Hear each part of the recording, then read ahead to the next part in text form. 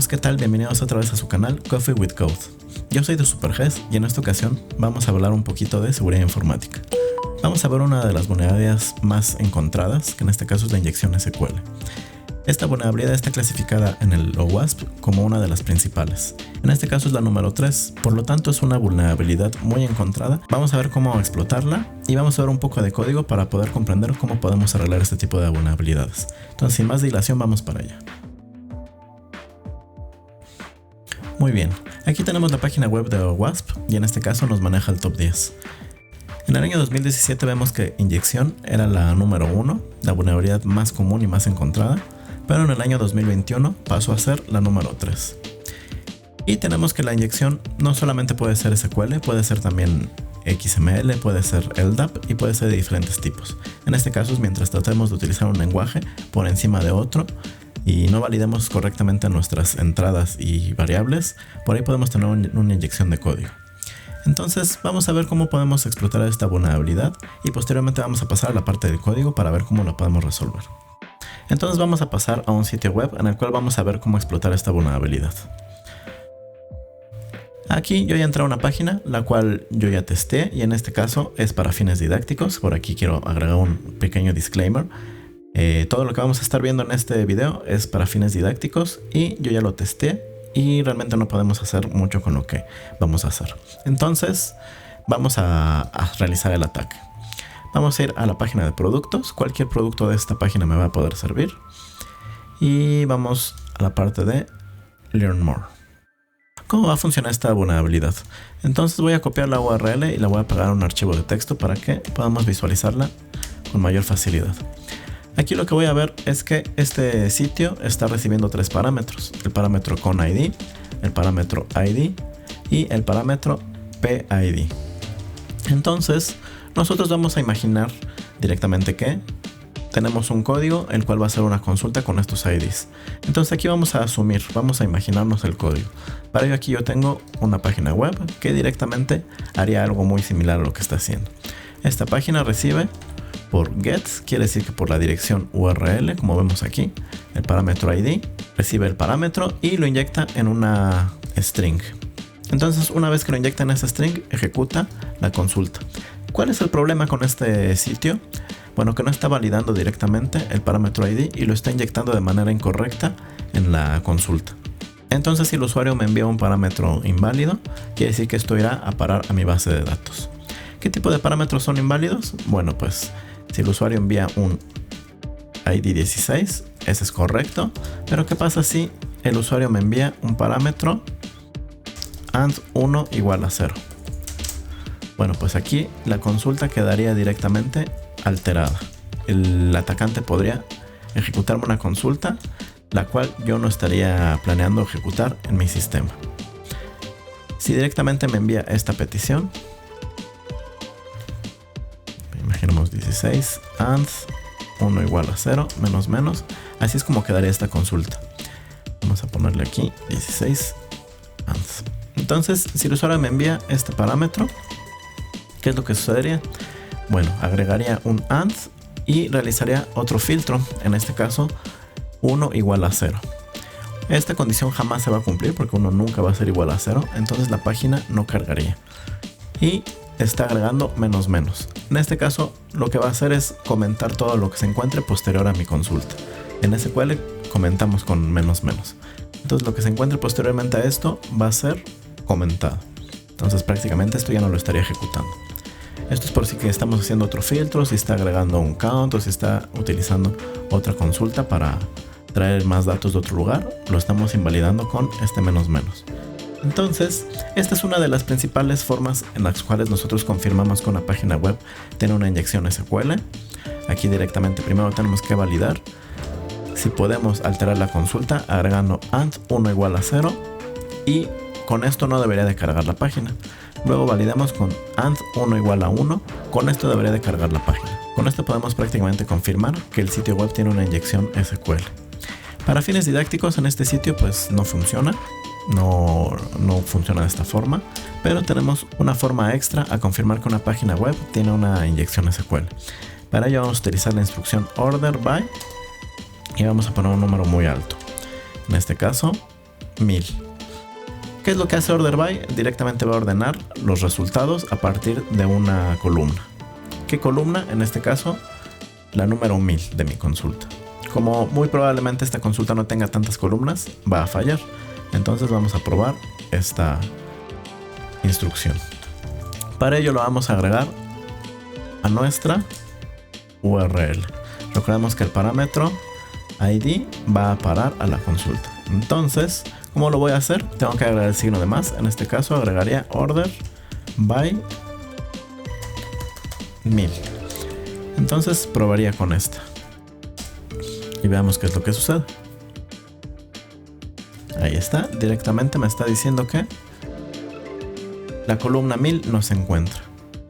Aquí directamente yo estoy viendo que puedo alterar la consulta que están enviando. Incluso en esta página me está mostrando la consulta que está ejecutando, lo cual me podría facilitar aún más el trabajo. En este caso pues vamos a hacer caso omiso de esta consulta que viene aquí y vamos a seguir descubriendo cosas. El siguiente paso sería empezar a traer información de la base de datos. ¿Cómo haríamos esto? Para ello vamos a querer utilizar la instrucción union all, que en este caso me va a permitir concatenar otro result set abajo de los datos que ya me está trayendo la consulta principal. Entonces, mi principal finalidad es utilizar esta sentencia, union all. Pero esta sentencia me va a pedir que todas las columnas sean igual a las de la consulta principal. Quiere decir que si el usuario tiene esta consulta, tengo que agregar otra consulta que tenga el mismo número de columnas. Si quiero utilizar esta sentencia, tengo que utilizar otra consulta que tenga el mismo número de columnas, y no solo eso, sino también del mismo tipo de dato y del set de caracteres, o en este caso el idioma. Entonces, ¿cómo voy a hacer yo eso? Bueno, yo ya utilicé anteriormente la sentencia order by y únicamente tengo que ver cuál es el máximo número que va a funcionar. El máximo número que me devuelva resultados quiere decir que es el número de columnas que va a tener. Entonces vamos a probar ahora, en lugar de 1000, vamos a probar con 10. Muy bien, 10 funciona, no me arroja ningún problema. Vamos a probar con 20. 20 aquí ya me ocasiona un problema. Vamos a probar con 15. 15 funciona. Vamos a probar con 17. 17 funciona sin ningún problema. Y 18. 18 ya vemos que me está arrojando un problema. Entonces, quiere decir que su primer consulta tiene 17 columnas. Entonces, lo siguiente que tendría que hacer yo sería utilizar la sentencia union all select 1, 2, 3, 4, 5, 6, 7, 8, 9, 10, 11, 12, 13, 14, 15, 16 y 17. Menos. Entonces, esto tendría que funcionar sin ningún problema. Ahí está, efectivamente vemos que está funcionando sin ningún problema. Y no solo eso, en la columna 16 vemos que yo estoy visualizando datos en la página. Entonces, la columna 16 la voy a ocupar para traer información que yo la pueda visualizar. En este caso, si no hubiéramos ninguna información en la página, podríamos revisar el código fuente para ver si encontramos algo ahí y poder nosotros traernos información. Si no nos devolviera ningún dato, podríamos tratar de utilizar la instrucción limit para ver si nos puede visualizar los datos en pantalla. Entonces aquí yo únicamente voy a probar con la función user. Aquí vemos que efectivamente ya me trajo el usuario, quiere decir que está ejecutando la función user. Y vamos a asumir que directamente es un servidor que está utilizando PHP más MySQL. Sin embargo, la inyección SQL no funciona únicamente en PHP y MySQL. Puede funcionar en Java, con Oracle, con Postgres, con otro MySQL, puede funcionar en .NET, puede funcionar prácticamente en cualquier lenguaje de programación que pueda acceder a una base de datos. Este es un problema de diseño, donde yo estoy trayendo información del usuario y la estoy concatenando en una consulta. Entonces directamente ese es el problema. No es como tal la tecnología, sino el problema de diseño, de cómo se está realizando la programación de una consulta. Entonces vamos a asumir que estamos trabajando con PHP y MySQL. Muy bien, ¿y por qué necesitamos asumir que vamos a trabajar con PHP y MySQL? Porque tenemos que traernos información del descriptor de la base de datos. Las bases de datos nos piden por normalización, que el descriptor de la base de datos esté guardado en la misma base de datos. Quiere decir que todas las columnas que los usuarios creen se deben de encontrar en una tabla de la base de datos. ¿Cuál es la tabla para MySQL? Bueno, pues la tabla se llama information, vamos a poner en minúsculas, information-schema.tables. Entonces, en esta base de datos, information schema, y en esta columna vamos a encontrar el descriptor. Quiere decir que vamos a encontrar todas las tablas que se encuentran en el sistema. Columns, ahí está. Entonces, en estas dos vamos a encontrar todas las tablas y todas las columnas. Entonces, lo único que tenemos que agregar para ver si mi usuario tiene permisos de acceder a esas tablas es agregar from information-schema.tables. Lo ejecutamos y debe de funcionar igual que el anterior. Muy bien, aquí vemos que no agregó nada, pero la consulta se ejecutó correctamente. Entonces aquí directamente ya sabemos que nuestro usuario tiene acceso al descriptor de la base de datos, lo cual es otra mala práctica. Los usuarios deben de tener únicamente acceso a lo que requieren, no al descriptor. Entonces aquí yo directamente ya sé que tenemos acceso a esa tabla. Entonces vamos aquí, vamos a poner table-name para mostrarnos el nombre de la tabla de cada una de las tablas que se encuentran en nuestro sistema. Muy bien, aquí nos arroja un error y nos dice que el collation es distinto. Entonces aquí tengo que realizar una conversión, que en este caso es el mismo char set. Previamente mencioné que si voy a utilizar una instrucción onion, tiene que tener el mismo char set, tiene que tener el mismo tipo de dato y el mismo número de columnas. Entonces aquí el char set está fallando. Entonces lo que tengo que hacer es utilizar la instrucción collates y vamos a separar otra vez con signos de más y vamos a poner UTF-8 general-6. Entonces vamos a ver si con esto ya queda. Y efectivamente aquí ya me empezó a traer las tablas. Entonces únicamente me está visualizando una. En algunos sitios web, dependiendo de cómo estén programados, podría traerme toda la lista de las tablas del sistema sin ningún problema.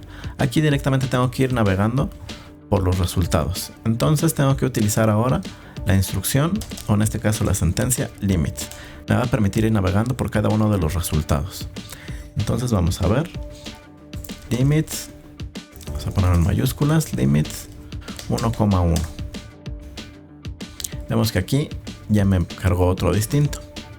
Entonces si cargamos el limit 1,2, vemos que ya carga otro distinto. Entonces tengo que ir navegando por cada uno de los números hasta que ya la consulta no me arroje ningún resultado. Entonces aquí yo me voy a ir por un número bastante alto. En este caso yo ya navegué por esta base de datos. Y aquí directamente vemos que el número 97 es Web Page Content Des. En este caso vamos a bajar un poquito porque queremos ir a la U en lugar de la W. Vamos a ir al número 76. Aquí vemos que estamos en la N, vamos a ir al 77. Y aquí vemos esta tabla. Vemos que ejecutando esta consulta, vamos a ponerla aquí, utilizando limit 1,77, ya me mostró el nombre de la tabla USR. Entonces, aquí lo voy a anotar, que es la tabla USR. Muy bien. Entonces, vamos a poner todo esto comentado para que no haya ningún problema.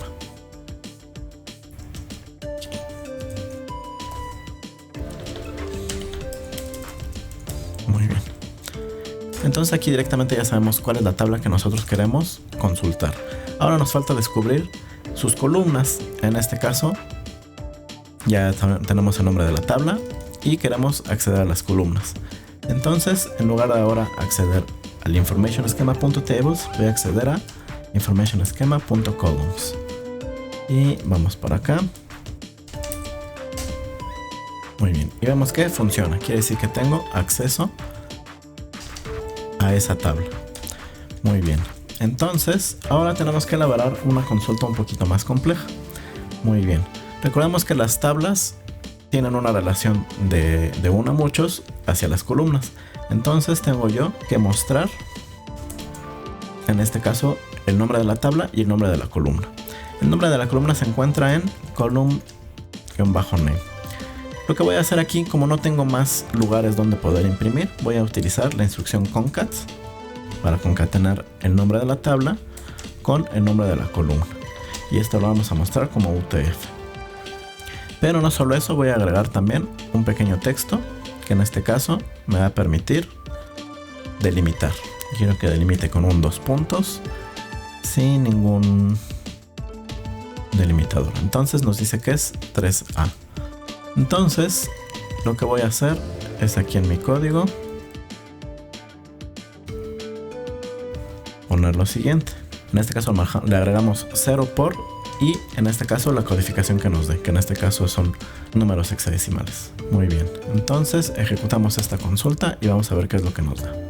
Entonces aquí ya vemos que delimita el nombre de la tabla con cada una de sus columnas. Y nosotros podemos ir realizando exactamente lo mismo, ir aumentando el número hasta que encontremos la tabla de usuarios, que en este caso yo ya estuve navegando por esto y podemos subir hasta el número 947.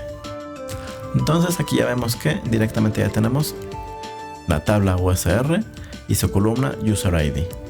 Entonces esa de momento no me va a funcionar. Pasemos a la 48. Tampoco. En este caso yo ya navegué por esta base de datos y ya encontré directamente que el índice que estamos buscando es el 964. Entonces aquí directamente ya encontramos que la tabla USR tiene esta columna. Entonces la vamos a guardar, que nos interesa, 67, y vemos aquí que tiene este. Entonces aquí ya tenemos que la tabla USR tiene login name y user password, que en este caso es el password del usuario. Entonces aquí yo ya tengo directamente cuál es el nombre de la tabla y las columnas que quiero. Yo ya puedo hacer una consulta directamente a esa tabla. Entonces yo tengo que hacer una consulta directa a esa tabla y vamos a ver cómo hacerlo. Vamos a irnos directamente a esa tabla. Para ello vamos a regresar el limit otra vez a 1 para que nos muestre siempre el primer resultado. La tabla va a cambiar, ahora va a ser USR. Te vamos a poner en mayúsculas para que sea más visible. Y vamos a dejar el collates como está. Vamos a manejar los nombres de las columnas que encontramos, que en este caso es USR login name USR-PWD. Entonces aquí ya estamos haciendo una consulta directa a esta tabla, trayéndonos la información que nos interesa. Entonces vamos a acceder a ella y aquí está. Efectivamente ya cargó y nos está trayendo el nombre de usuario admin con un hash. Este hash regularmente nosotros podríamos buscarlo en Google, podríamos ver si alguien ya craqueó este hash. Regularmente los hash son en un solo sentido, quiere decir que cualquier cadena que yo transforme a un hash no debería de poder obtener la cadena original, pero hay páginas que se encargan de hacer esto, lo hacen por fuerza bruta, pero no siempre lo encuentran cuando es una contraseña muy segura y que realmente incluso maneja un salto, maneja diferentes técnicas. Es muy difícil encontrar la contraseña o la cadena original, pero aquí en esta vemos que efectivamente es una contraseña segura. Yo ya la estuve buscando y esta contraseña no se encuentra, por lo cual muy probablemente esta sea una contraseña que sea muy segura.